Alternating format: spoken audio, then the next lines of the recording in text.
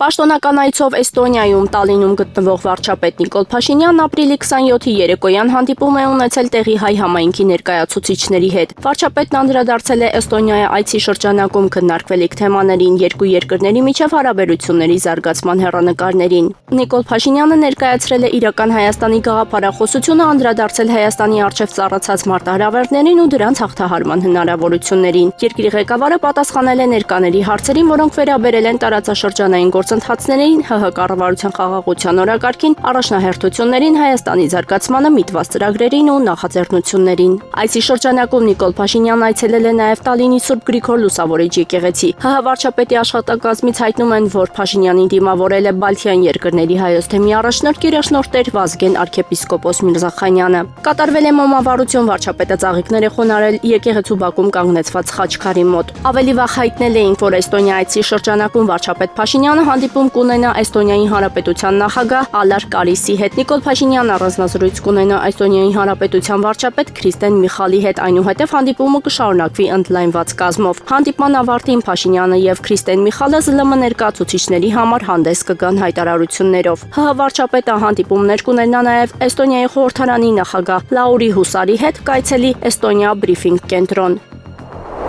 ՀՀ երկրորդ նախագահ Ռոբերտ Քոչարյանը երեկ հանդիպել է հայկական համալսարանի ուսանողների եւ դասախոսների հետ։ Հանդիպման ընթացքում նախագահը անդրադարձել է այնպիսի թեմաների, ինչպիսիք են Արցախյան շարժումը, պատերազմները եւ դրանց հետևանքները, տեղում տարած հաղթանակներին ու դիվանագիտական հաջողություններին, ինչպես նաեւ այս ամենին հաջորդած պարտությանը։ Ռոբերտ Քոչարյանը խոսել է նաեւ բանակցությունների ընթացքում ձեռք բերված պայմանավորվածությունների, մասնավորապես QST փաստաթղթի եւ մադրիդյան սկզբունքների մասին։ Հանդիպումից հատվածներ կհրապարակվեն վաղ երեկոյան։ Իրանի նախագահ Մասուդ Փեզեշքյանի վաղվա այցն արհեստածին Ադրբեջան գրեթե ոչինչ չի փոխելու երկկողմ խնդիրների այն բարդ հանգույցում, որոնք ըստ էության բազմաթիվ կետերում անլուծելի են։ Այս մասին հրապարակում է արել իրանագետ Վարդան Ոսկանյանը։ Բաքվի բարբարոսական վարչախումբը սակայն փորձելու է այցը լիուլի օգտագործել նաև հակահայկական նպատակներով։ Ըստ այդմ պետք է նկատի ունենալ, որ Իրանի դիրքորոշումներում որևէ դեպքում չի կարող լինել փոփոխություն կամ մեղմացում այսպես կոչված թուրանական միջանցքի, որովհետև դա ուղղակիորեն հակասում է Թեհրանի կենսական շահերին։ Իրանը որևէ այլ հակահայկական հարցով չի կարող պայմանավորվել Բաքվի բարբարոսական վարչախմբի հետ, քանի որ դա նույնպես չի բխում Թեհրանի շահերից։ Բաքվի բարբարոսական վարչախմբի քարոզչամեքենայի կողմից Արթենիս շրջանառության մեջ դրված կեղծ թեզը, թե իբր հայկական կողմից թուրանական միջանցքի չտրամադրման դեպքում Նախիջևանի հետ ցամաքային հաղորդակցությունը կիրականացվի Իրանի տարածքով, զուտ ճնշման պրիմիտիվ գործիք է Հայաստանի վրա, քանի որ այդ հաղորդակցությունը ԽՍՀՄ փլուզումից ի վեր եղել է հենց Իրանի տարածքով, բնականաբար իրանական լիակատար վերահսկողության, իսկ անհրաժեշտության դեպքում նաև սահմանափակումների ներքո, գրել է իրանագետը։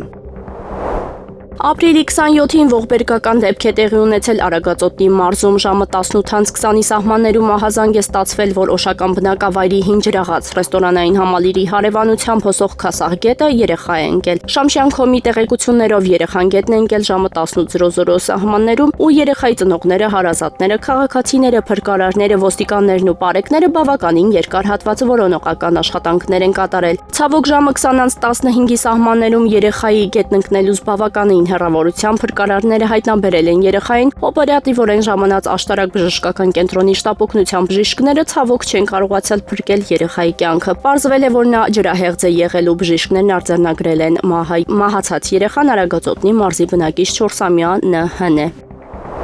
Մարմնամարզիկ Արթուր Ավետիսյանը ոսկե մեդալ է նվաճել մարմնամարզության աշխարհի առաջնության 6-րդ փուլում։ Ավետիսյանը եզրափակիչում 14.466 միավոր է հավաքել եւ դարձել ոսկե մեդալակիր, հավասարը չունենալով օղակների վարժությունում։ Ավելի վաղ աշխարհի գավաթի խաղարկության բացարձակ հաղթող էր դարձել Համլետ Մանուկյանը։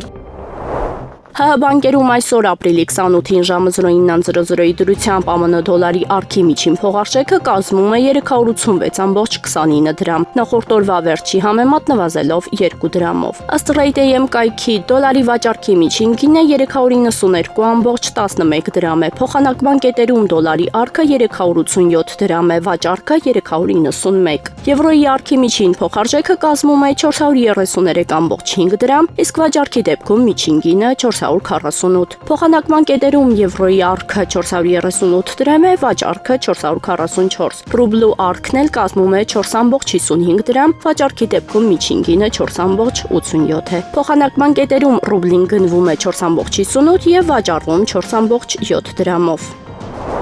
Գազայի հատվածում իսրայելական ռազմական գործողությունների հետևանքով վերջին 24 ժամվա ընթացքում ավելի քան 50 պաղեստինցի է զոհվել։ Այս մասին հայտնում է Քաթարյան Ալ Ջազերա հեռուստաալիքը վկայակոչելով Պաղեստինի առողջապահության նախարարությանը։ Զոհերի թիվը ներառում է 6 մարդ, որոնք սպանվել են Անկլավի կենտրոնական մասում գտնվող Նուսեյրատ փախստականների ճամբարում գտնվող սրճարանի վրա։ Հարձակման հետևանքով ասել է նա։ Եվս 115 մարդ վնասվածքներով տեղափոխվել է մարզի հիվանդանոցներ։ Հեռուստաալիքը նաև նշել է, որ իսրայելական զորքերը շարունակում են ռմբակոծել հատվածը, հարվածներ հասցնելով շրջանի հյուսիսային եւ կենտրոնական հատվածներին, այդ թվում Գազա եւ Դեյր էլ Բալա քաղաքներին։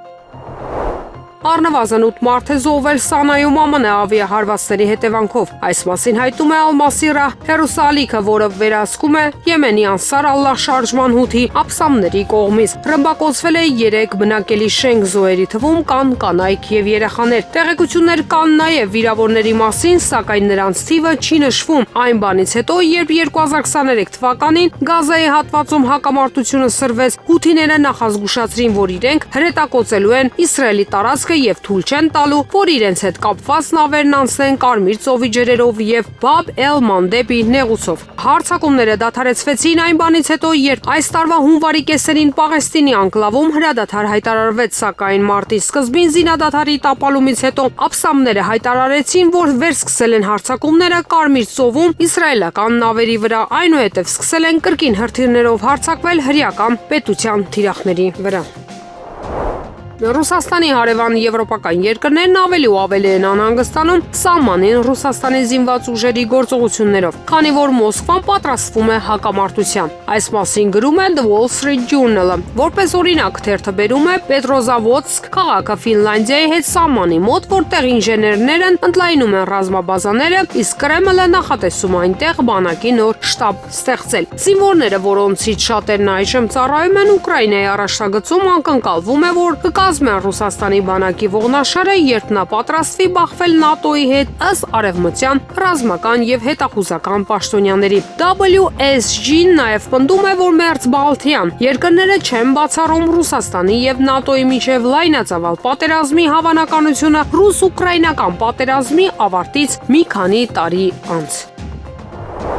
Կանադայում կանցկացվեն արտահերթ խորհրդարանական ընտրություններ։ Ընտրական գործընթացին ընդհանուր առմամբ մասնակցում է 16 կուսակցություն։ Քվեարկությունում հաղթած քաղաքական ուժի առաջնորդը կդառնա երկրի 25-րդ վարչապետը։ Հաջորդ ընտրությունները պետք է անցկացվեին 2025 թվականի հոկտեմբերին, սակայն այն բանից հետո, երբ նախկին վարչապետ Ջասթին Թրյուդոն հրաժարական տվեց կառավարության ղեկավարի եւ Կանադայի իշխող լիբերալ կուսակցության առաջնորդի պաշտոնից մարտի սկզբին, նրա իրավահաջորդ Մարկ Քարնին հայտարարեց ապրիլի 28-ին արտահերթ ընտրությունների մասին։ Նա կարող էր ձախողել վստահության քվեն խորհրդարանում, որտեղ լիբերալները մեծամասնություն չունեն, եւ գրեթե անմիջապես կորցներ կառավարության ղեկավարի աթոռը։ Քարնին հույս ունի հավաքել հանրային աջակցությունը եւ ձևավորել մեծամասնության կառավարություն, ինչը լիբերալներին չի հաջողվել անել 2015 թվականից ի վեր։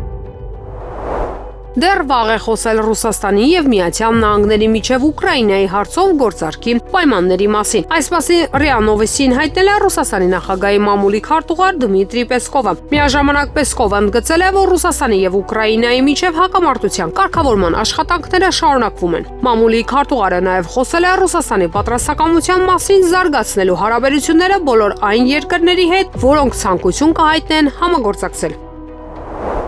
Պակիստանը չի պլանավորում ռազմական գործողություններ սկսել Հնդկաստանի դեմ, եթե վերջինիս կողմից իրավիճակը չսրվի։ Այս մասին ՌԻԱ Նովոստին տված հարցազրույցում հայտարարել է Պակիստանի պաշտպանության նախարար Խավաջա Ասիֆը։ Մենք որևէ գործողություն ձեռնարկելու մտադրություն չունենք, բայց եթե Հնդկաստանը որևէ գործողություն ձեռնարկի, կլինի արձագանք եւ արձագանքը կհամապատասխանի գործողությանը, ասել է նա։ Նախարարի խոսքով Պակիստանը մտադիր չէ սրել իրավիճակը, այնուամենայնիվ Ասիֆը շեշտել է, որ եթե Հնդկաստանը փորձի հարձակվել Պակիստանի վրա, այն կբաղցի ավելի, քան համաչափ պատասխանի։ Ֆրանցիսկոս Պապը իր հոգևոր կտակում նշել է, որ իր եկեղեցին գտնվում է հասարակության ետնամուտքում։ Այս մասին հաղորդում է The Economist-ը։ Պապի վերջին կոդավորված ուղերձը հոդվածում ասվում է, որ Ֆրանցիսկոսը հրամայել է իրեն թաղել Վատիկանի սահմաններից դուրս գտնվող Սանտա Մարիա Մաջորե տաճարի Պարս Անզար դամբարանում։ Նշվում է նաև, որ կյանքի վերջին տարիներին Պապը գրեթե բոլոր խնայողությունները ծախսել է հիպոթեքա մարելու վրա։ Նա այդ գումարն օգտագործել է Հռոմի անչափահասերի բանտում գտնվող մակարոնի գործարանը գնելու համար։ Հիշեցնենք, որ Հռոմի Պապ Ֆրանցիսկոսի հուղարկավորությանը ներկա են եղել բազմաթիվ համաշխարհային քաղաքական գործիչներ, այդ թվում ԱՄՆ նախագահ Դոնալդ Թրամփը։ Նա արարողությանը ժամանել է կնոջ Մելանիայի հետ, սակայն ավարտելուց անմիջապես հետո վերադարձել է ԱՄՆ։ Չնայած Վոլոդիմիր Զելենսկու ցանկությանը նույնիսկ նման իրավիճակում խոսել ամերիկյան առաջնորդի հետ։ Զելենսկին կորցրել է իրականության հետ կապը եւ անհնարին պահանջները ներկայացում խաղաղության բանակցություններում։ Միաժամանակ նա հրապարակավ հայոյում է Ամերիկայից եկած իր հովանավորներին, զրկելով նրանց համբերության վերջին նշույլներից։ ԱՄՆ նախագահի խորհրդական Դեյվիդ Սաքսի խոսքով նման վարքագիծը տխուր հետևանքների կհանգեցնի Կիևի համար։ Նա հստակ ցույց է տվել, որ չի ուզում իրականությանն առերեսվել, նա ոչ ադեկվատ է բոլոր առումներով։ Նա անիրատեսորեն է խոսում մարտադաշտում Ուկրաինայի հեռանկարների, Ղրիմի վերադարձի, նույնիսկ իրեն կերակրողների մասին։ Եթե Զելենսկին չի ուզում իրականությանը առերեսվել, թող նոր հովանավորներ փնտրի։ Թող Ստարմերն ու Մակրոնը աջակցեն նրան։ Նրանք ասում են, որ կանեն։ Ասում են իրենք ունեն դա անելու կարողություն։ Իմ ուղերձը պարզ է, Զելենսկին ինքն է պատրաստել իր մահճակալը։ Թող ինքն էլ դրա մեջ քնի, ասել է ԱՄՆ նախագահի գիտության եւ տեխնոլոգիաների հարցերով խորհրդականների խորհրդի համանախագահ Դեյվիդ Սաքսը։ Իրանը Օմանում ԱՄՆ-ի հետ անուղղակի բանակցություններ վարող պատվիրակության կազմում ընդգրկել է պատժամիջոցների մեղմացման հարցերով փորձագետների հատուկ խումբ։ Այս մասին հայտնել է Իսլամական Հանրապետության կառավարության մամուլի ծառայությունը։ Կարևոր է, որ բանակցությունների այս փուլում Միացյալ Նահանգները ցուցադրի իր հանձնառությունը պատժամիջոցները վերացնելու հարցում, ասվում է հայտարարության մեջ։ ԱՄՆ նախագահ Դոնալդ Թրամփը, ով ավելի վաղ տիկնոջ Մելանիայի հետ ժամանել էր Հռոմ, մասնակցելու Հռոմի Պապ Ֆրանցիսկոսի հուղարկավորությանը, մտադիր է հանդիպումներ ունենալ Իտալիայի վարչապետ Ջորջիա Մելոնիի, Մեծ Բրիտանիայի վարչապետ Քիր Ստարմերի եւ Վլադիմիր Զելենսկիի հետ։ Այս մասին հայտնում է La Repubblica թերթը։ Զելենսկիի մասնակցությունը միջոցառմանը հարցականի տակ էր, սակայն նրա անունը ըստ հրապարակման գտնվում է տարբեր երկրների պատվիրակությունների թարմացված ցանկում, որը լրագրողներին տրամադրել է Սուրբ Աթոռի մամուլի ծառայությունը։ Թրամփի այցի պաշտոնական երթուղու համաձայն նա կլքի Հռոմը Վատիկանում այսօր կեսօրին տեղի ունեցած թաղման պատարագից անմիջապես հետո։ Նրա մնալը Հռոմում սահմանափակվում է 15 ժամով, հաղորդում է La Repubblica։ Թերթի տվյալներով ենթադրվում է, որ Թրամփի եւ Զելենսկիի հանդիպումը կարող է կայանալ Մոսկվայի ժամանակով 09:00-ի սահմաններում ամերիկյան դեսպանի նստավայրում Տավերնա Վիլայում, որտեղ գտնվում է ԱՄՆ նախագահը։ Ավելի վաղ իտալական լրատվամիջոցները հայտնել են, որ Եվրահանձնաժողովի նախագահ Ուրսուլա ֆոն դեր Լայենը հույս ուներ Թրամփի հետ Հռոմում հանդիպելու։ Ֆրանցիսկոսի հուղարկավորության արարողությանը մասնակցելու են տասնյակ պետությունների եւ կառավարությունների ղեկավարներ, թագադրված ղեկավարներ եւ կրոնական ներկայացուցիչներ։ Հնդկաստանի եւ Պակիստանի զորքերը կրկին կրակ են բացել Ջամուի եւ Քաշմիրի հսկողության գծի երկայնքով։ Ապրիլի 25-ի լույս 26-ի գիշերը Պակիստանի բանակի տարբեր դիրքերից կրակոցներ են եղել Քաշմիրի վերահսկողության գծի երկայնքով։ Հնդկական զորքերը պատասխանել են համապատասխան փոքր զենքերի կրակոցներով։ Զոհերի եւ վիրավորների մասին տեղեկություններ չկան։ Վերջին նման դեպքը տեղի ունեցել ապրիլի 24-ի լույս 25-ի գիշերը։ Պակիստանի զինվորականները պատրաստության վիճակի են բերվել այն բանից հետո, երբ Հնդկաստանի իշխանությունները հայտարարել են, որ իրենք կհետապնդեն Պահալգամի հրաձգությանը մասնակցած ահաբեկիչներին։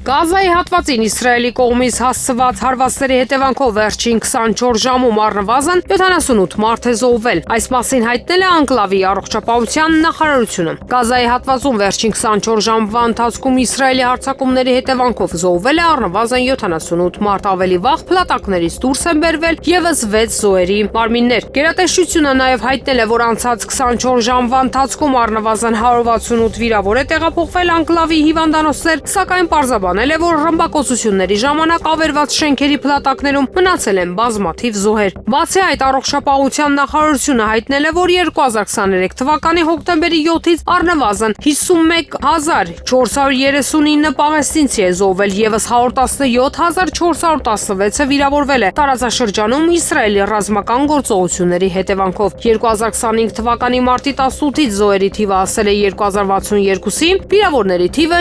5375-ի։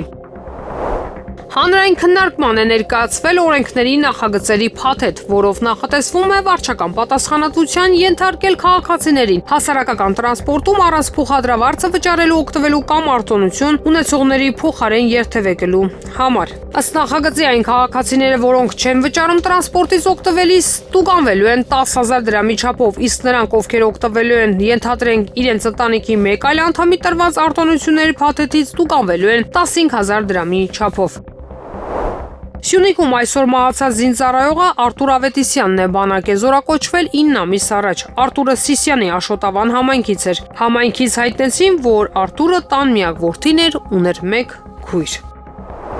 Ազգային ժողովի նախագահ Ալեն Սիմոնյանը կարգադրություն է ստորագրել։ Ղեկավարվելով Ազգային ժողովի կանոնակարգ սահմանադրական օրենքի 6-րդ հոդվածի 2-րդ մասի 3-րդ կետով Հայաստանի Հանրապետության աշխատանքային օրենսգրքի 163-րդ հոդվածով եւ Հայաստանի Հանրապետության Ազգային ժողովի падգամավորի գործունեության երաշխիքների մասին օրենքի 10-րդ հոդվածի առաջին մասով կարգադրում է։ 2025 թվականի ապրիլի 25-ից 30-ը ներառյալ գտնվելու է ամենամյա արձակուրդում։ 2025 թվականի ապրիլի 25-ից 30-ը ներառյալ Ազգային ժողովի նախագահի պարտականությունների ժամանակավոր կատարումը հանձնարարել Ազգային ժողովի նախագահի տեղակալ Հակոբ Արշակյանին, Ազգային ժողովի աշխատակազմի ղեկավար գլխավոր քարտուղար Դ. Արաքելյանին Հայաստանի Հանրապետության օրենսդրությամբ սահմանված կարգով ապահովել համապատասխան վճարման կատարումը։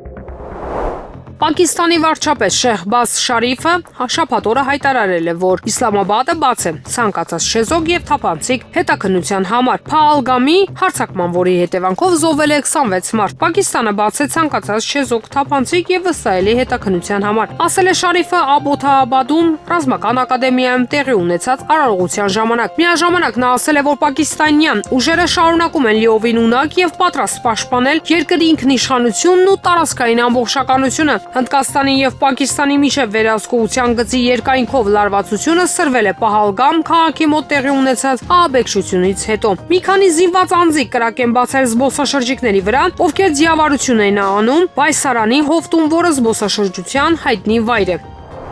Մուսկատում իրանական պատվիրակությունը արտգործնախարար Աբբաս Արաղչիի գլխավորությամբ մեկնել է ամերիկացի ներկայացուցիչների հետ բանակցությունների վայր։ Այս մասին հայտնում է Իրանի պետական հեռուստատեսությունը։ ԱՄՆ-ի եւ Իրանի միջև անուղղակի բանակցությունների երրորդ փուլը տեղի կունենա Օմանի մայրաքաղաքում, որի իշխանությունները հանդես են գալիս որպես միջնորդ Իսլամական Հանրապետության միջուկային ծրագրի շուրջ ստեղծված ճգնաժամի կարգավորման գործընթացում։ Շաբաթ օրը նախատեսված են բարձր մակարդակի քաղաքական բանակցություններ, որոնք կսկսվեն փորձագետների հետ տեխնիկական խորհրդակցություններին զուգահեռ։ Քաղաքական բանակցություններում Իրանի պատվիրակությունը կգլխավորի Արաղչին, իսկ ամերիկյան պատվիրակությունը նախագահի հատուկ բանագնաց Սթիվեն Ուիթկովը։ Պետքարտուղարության քաղաքականության պլանավորման տնօրեն Մայքլ Անտոնը կգլխավորի տեխնիկական խորհրդատվությունների փորձագիտական խումբը։ Իրանը խորհրդակցական հանդիպմանը կներկայացնեն փոխարտգործնախարարներ Մաջիդ Թախտ Ռավանչին եւ Քազեմ Ղարիբաբադին։ Մինչ այդ Արաղչին կհանդիպի Օմանի իր գործընկեր Բադր Ալ-Բուսայիդիի հետ։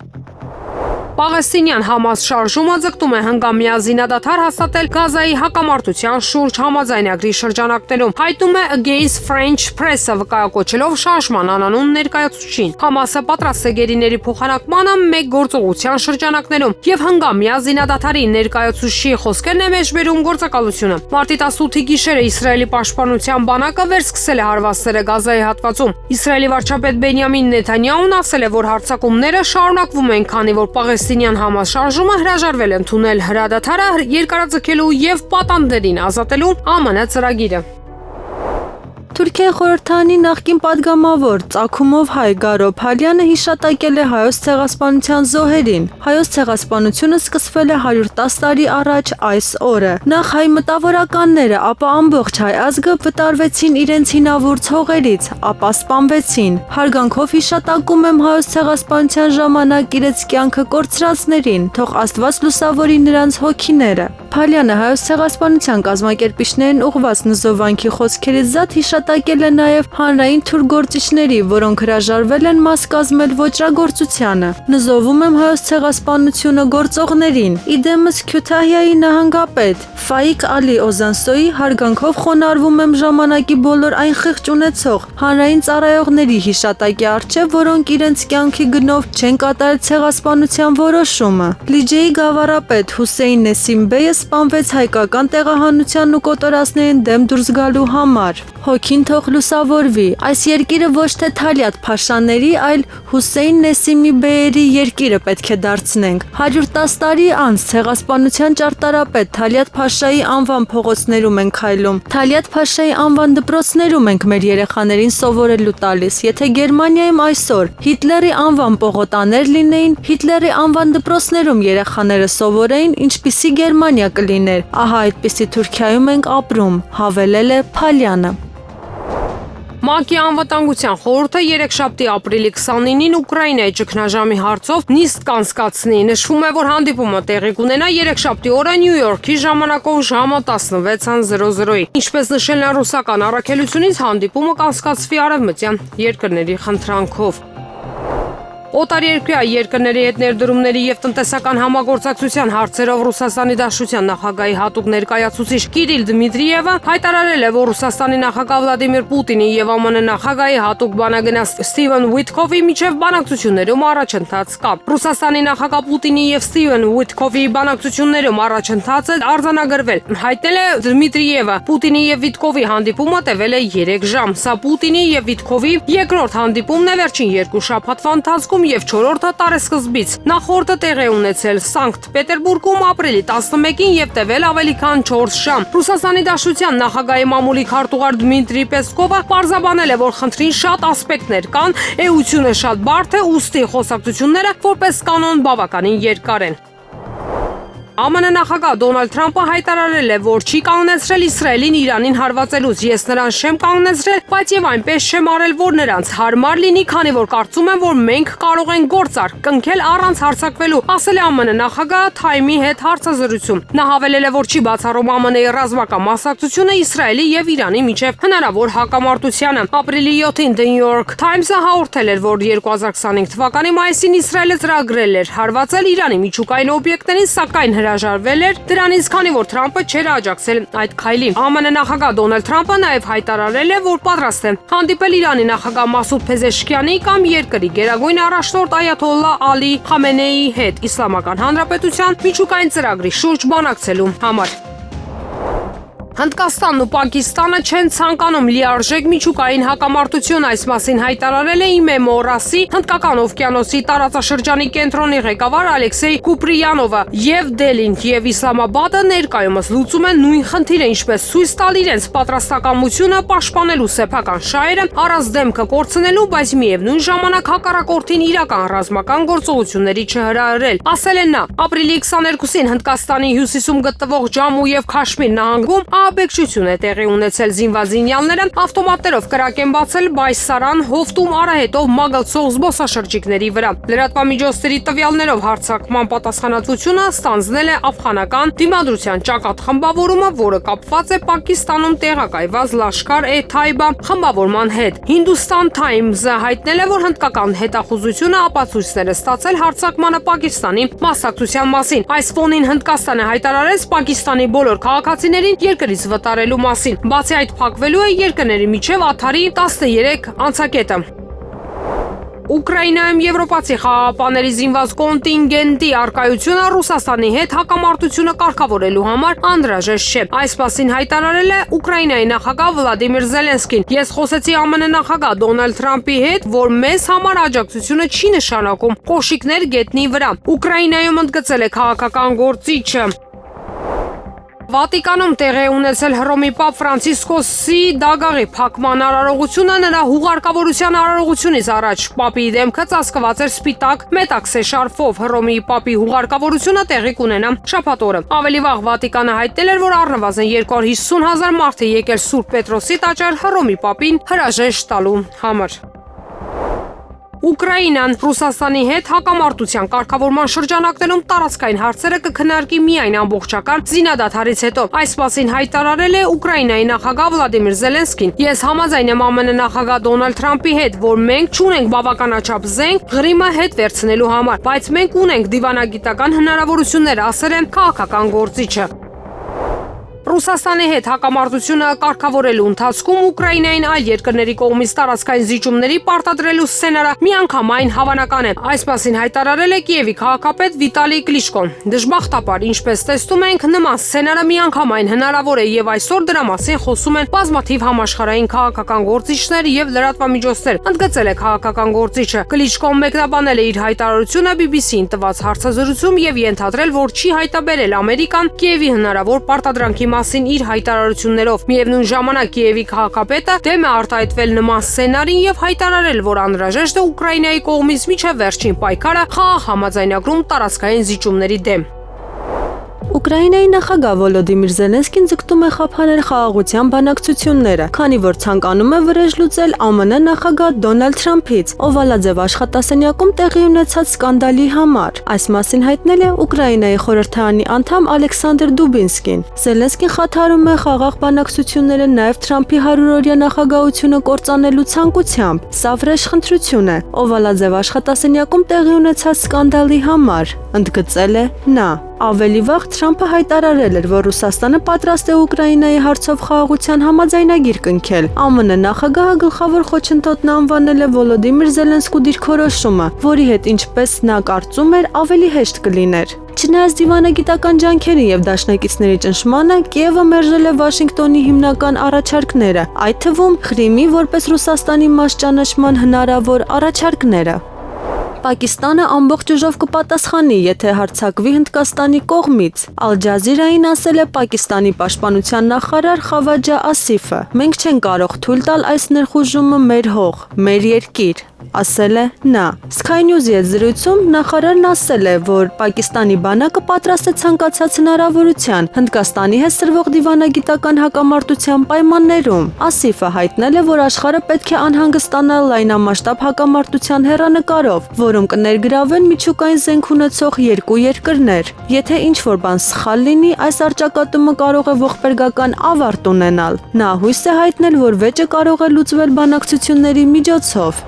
Reuters գործակալությունը հրապարակել է երկու փաստաթուղթ ռուս-ուկրաինական պատերազմի ավարտի առաջարկներով։ Ռուսաստանի եւ Ուկրաինայի միջև համաձայնագրի առաջին շրջանակային փաստաթուղթն առաջարկվել է ԱՄՆ-ի կողմից։ Միացյալ Նահանգների նախագահի հատուկ ներկայացուցիչ Սթիվ Ուիթքոֆը ապրիլի 17-ին Փարիզում կայացած բանակցությունների ժամանակ այն ցույց է տվել ուկրաինացի եւ եվրոպացի պաշտոնյաներին։ Երկրորդ փաստաթուղթը պարունակում է պատասխան առաջարկներ, որոնք Ուկրաինայի եւ Եվրոպայի երկրների ներկայացուցիչները փոխանցել են Վաշինգտոնին ապրիլի 23-ին Լոնդոնում կայացած բանակցություններից հետո։ Խաղաղության ծրագիրը Կիևին է փոխանցվել անցյալ շաբաթ։ Փաստաթղթում հստակ նշված է, որ դա վերջնական առաջարկ է։ Ըստ ծրագրի Ղրիմը կճանաչվի որպես ռուսական, իսկ Դոնեցկի, Լուգանսկի, Զապորոժիեի եւ Խերսոնի մարզերի գրավված տարածքները կհամարվեն օկուպացված։ Միաժամանակ Ռուսաստանն Ուկրաինային կվերադարձնի Խարկովի մարզի մի մասը։ Զապորոժիեի ատոմակայանը նույնպես կանցնի Կիևի վերահսկողության տակ, սակայն պայմանով, որ այն կկառավարի Միացյալ Նահանգները։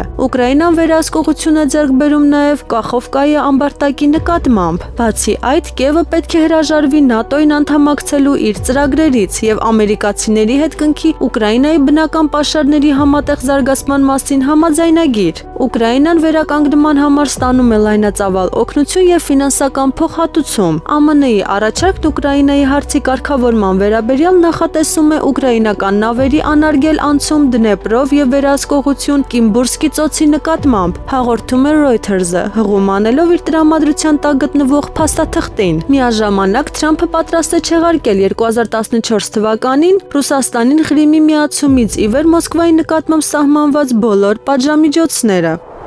Ուկրաինական զորքերը ռազմաճակատում պաշտպանական կառույցներ չունեն, նորերը չեն կառուցում։ Այս մասին հայտարարել է Ուկրաինայի զինված ուժերի 24-րդ առանձին Այդար գրոհային գումարտակի հրամանատար Ստանիսլավ Բունյաթովը։ Առաջնագծում հիմնականում պաշտպանական կառույցներ չկան, դաշտերն ու անտառային գոտիները շատ դեպքերում ինքնաբերաբար անցնում են ռուսական վերահսկողության տակ, գրաված բնակավայրերի հետ մեկտեղ, ասել է նա։ Զինվորականը հավելել է, որ չկա նաև առաջնագծում դրոնների օպերատորների հատուկ բունկերների կենտրոնացված կառուցում։ Նա նշել է, որ եթե ինչ-որ բան ունեն, դա ժառանգել են հրետանու եւ ականանետային անձնակազմից։ ԵԱՀԿ-ն պարտավորվել է երկարաժամկետ համագործակցել Ադրբեջանի հետ։ Այս մասին ասել է ԵԱՀԿ գլխավոր քարտուղար Ֆերիդուն Սինիրլիօղլուն։ Ըստ նրա, հանուն խաղաղության երկխոսության ջանքերը պետք է շարունակվեն։ Եթե մենք ցանկանում ենք հասնել կայուն խաղաղության, մենք պետք է դա անենք։ Իհարկե, ես բարձր եմ գնահատում Ադրբեջանի եւ Հայաստանի միջև խաղաղության համաձայնագրի տեքստի վրա աշխատանքի ավարտը։ Հուսով եմ եւ գիտեմ, որ Հարավային Կովկասում համագործակցությունը կշարունակվի բարձր մակարդակով։ ԵԱՀԿ-ն այս ճանապարհին կաջակցի եւ Հայաստանին, եւ Ադրբեջանին, եզրափակել է Պաշտոնյան։ Եղանակն առաջիկա օրերին։ Երևան քաղաքում մայիսի 1-ին սպասվում է առանց տեղումների եղանակ, ապրիլի 28-ից 30-ին, մայիսի 2-ին սպասվում է կարճատև անձրև եւ ամպրոպ։ Ամպրոպի ժամանակ քամու ուժ գնացում 15-ից 18 մետր վարկյան արագությամբ։ Հանրապետության տարածքում ապրիլի 28-ից 30-ին, մայիսի 1-ին եւ 2-ին առանձին շրջաններում սպասվում է կարճատև անձրև եւ ամպրոպ։ Քամին հարավ-արևմտյան 2-ից 5 մետր վարկյան, ամպրոպի ժամանակ սպասվում է քամու ուժ գնացում 18-ից 22 մետր վարկյան արագությամբ։ Օդի ջերմաստիճանն ապրիլի 28-ից 29-ին աստիճանաբար կնվազի 3-ից 6 աստիճանով։ Ապրիլի 30-ին, մայիսի 1-ին եւ 2-ին աստիճանաբար նույնքան կբարձրանա։